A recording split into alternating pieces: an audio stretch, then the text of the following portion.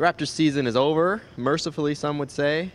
President General Manager Brian Colangelo and head coach Dwayne Casey met with the media on Friday morning.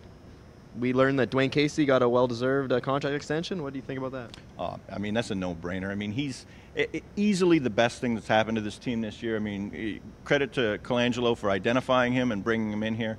He got this team to buy into a defensive philosophy that was really foreign to just about everybody on that roster until he showed up. I don't know how he did it.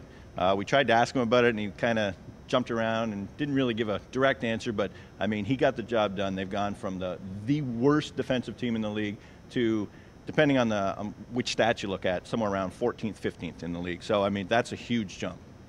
Some of them, they jumped even in the top 5, 6, or 7, and some stats from like 30th or 29th. So, I mean, it's pretty huge. He said, though, next year offense will have to come around. You know, he hit all his defensive performance bonuses, but Brian joked that there'll be some offensive ones next year. Well, no, we learned also that Brian doesn't joke. That's so, true. But I mean, yeah, I mean, next year's the emphasis this year obviously was all on defense. Almost, I mean, if you had to break it down, you'd probably go 85% defense, maybe 15% offense.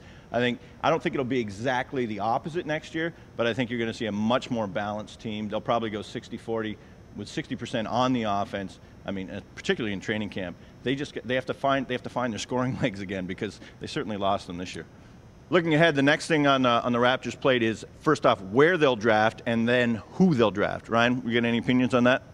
Also, if they'll draft. I mean, you know, if the lottery gods aren't very kind to them, they might, Brian, you know, he gave the clues that he might be willing to trade the pick in the right deal. So, I mean, it's tough. There's a lot of big men in this draft if they do keep the pick, and that's one area they have a lot of depth at. So it'll be interesting to see.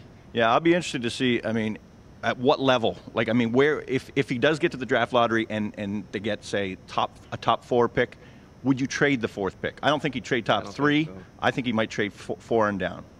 Possibly. I mean, it depends if the kid Gilchrist slips or a Bradley Beal. I mean, they'd help the team. I don't know. Yeah, I'd say around 4 is probably around the cutoff, but definitely top 3, he'll keep that. So that's it for us. We'll be back probably around draft lottery time, draft time, and we'll talk to you then. For the Toronto Sun, I'm Mike Ganter with Ryan Wolstead.